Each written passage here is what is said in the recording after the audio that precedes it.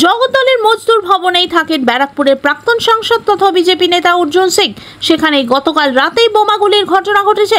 প্রাক্তন সাংসদের বাড়ির আশেপাশে পুলিশ প্রশাসনের তরফ থেকে লাগানো হয়েছে একাধিক উন্নত মানের সিসিটিভি ক্যামেরা। তবুও প্রাক্তন সাংসদের কার্যালয়ের সামনে একের পর এক বোমাগুলির ঘটনায় উত্তপ্ত হয়ে ওঠে এলাকা। ঘটনাস্থলে মোতায়েন করা হয়েছে বিশাল পুলিশ বাহিনী। আজ ভোর রাতে বোমাগুলির ঘটনায় প্রাক্তন সাংসদ অর্জুন সিংকে নোটিশ পাঠায় জগদ্দল থানার পুলিশ। আজ সকালে 4টের সময় ইমেল ও লিখিত আকারে অর্জুন সিংকে নোটিশ পাঠায় পুলিশ। সকাল 10টায় তাকে জগদ্দল থানায় হাজিরা দেওয়ার নির্দেশ দেওয়া হয়। বিজেপি নেতা অর্জুন সিং বলেন, আমাকে নোটিশ দিয়ে ডাকা হচ্ছে, পুলিশের সামনেই বোমাগুলি চলল, পুলিশ আমাকেই নোটিশ পাঠাচ্ছে। পুলিশ মমতা ব্যানার্জির দলদাস হয়ে কাজ করছে। আমি চাই পুলিশ এলাকার সিসিটিভি ফুটেজ জনসমক্ষে প্রকাশ করুক।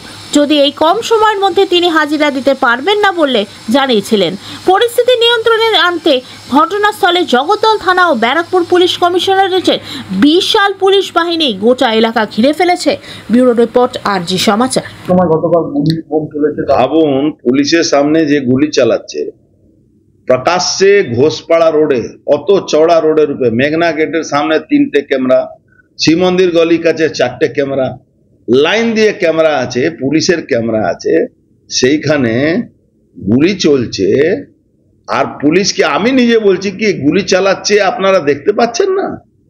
তারপরে বাড়িতে এসেছি, বাড়িতে আসার পরে বসেছি, তখন বোম চলেছে আমার এক বাড়িতে। তারপরে পুলিশ আমাকে নোটিশ পাঠাচ্ছে কি ভোর 10টার সময় আমার কাছে হাজিরা দিতে হবে। সকাল 10টা কটায় নোটিশটা পাঠিয়েছে? ভোর 4টের সময় নোটিশ পাঠিয়েছে। ভোর 4টের সময়, আমাকে 10টার সময়, আমি কি উঠাই গিয়ে আছি? যখন ও ডাকবে তখন আমাকে যেতে হবে। এই দলদাস পুলিশ লজ্জা হয় না? এদের হিম্মত থাকলে আমি আবার চ্যালেঞ্জ করছি, কোর্টে এটা নিয়ে চ্যালেঞ্জ করব। আমি বারবার বলেছিলাম কি এই নজরদারির জন্য এই ক্যামেরা রাখা হয়েছে, তাহলে এই ফুটেজটা কোর্টকে প্রডিউস করুক, এই ফুটেজটা পাবলিকলি প্রডিউস করুক। আমাকে ডাকতে হবে না, আমি সরাসরি গিয়ে গ্রেফতারি বরণ করে নেব। কোন ফুটেজটার কথা বলছেন আপনি? এই কালকে যে গুলি চলেছে সেই ফুটেজে গুলি কে চালিয়েছে, কে গুলি চালিয়েছে আমি এটাই জানতে চাইছি। এটা তো গুলি চালিয়েছে, সে তো পুলিশের সামনে গুলি চলেছে।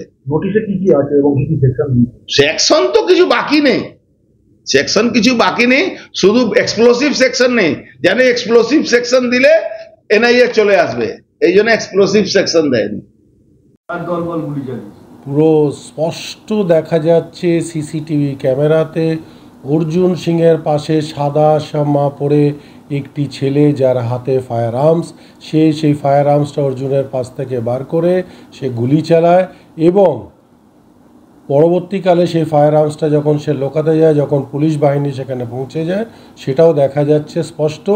এবং সাধারণ মানুষের দাবি যে অর্জুন সিং নিজে হাতে কালকে রাতে সেখানে গুলি চালিয়েছে, সেটারও খতিয়ে দেখা হচ্ছে। পুলিশ প্রশাসন দেখছে কয়েক রাউন্ড সেখানে কার্তুজ পাওয়া গেছে এবং কয়েক রাউন্ড সেখানে খোকা পাওয়া গেছে, মানে খোল পাওয়া গেছে। তাহলে এই পরিস্থিতিতে আমরা দাবি করছি যে এই গুন্ডাগর্দি আর আমরা ব্যারাকপুর লোকসভার অন্তর্গতে বরদাস্ত করব না। অবিলম্বে অর্জুন সিংকে গ্রেফতার করতে হবে, না হলে আমরা বৃহত্তম আন্দোলনে যাব। অর্জুন সিংয়ের মিথ্যে বচন, সারা দিন মিথ্যে কথা বলে যাচ্ছে, প্রভোকিং করে যাচ্ছে যে কোনোভাবে একটা ঝামেলা লাগুক।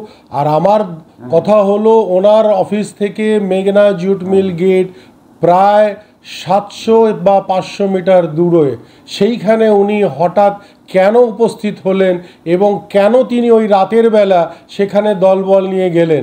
সেখানে না তো তার কোনো ব্যক্তিগত ব্যাপার ছিল, না কিছু ছিল। এই যাওয়ার পিছনে উদ্দেশ্য কি এবং যারা মারধর করলো তারা কে এবং যারা মার খেলো তারা ওইখানকারই বাসিন্দা, তারা মিলের ভিতরে ঢুকলো কি করে?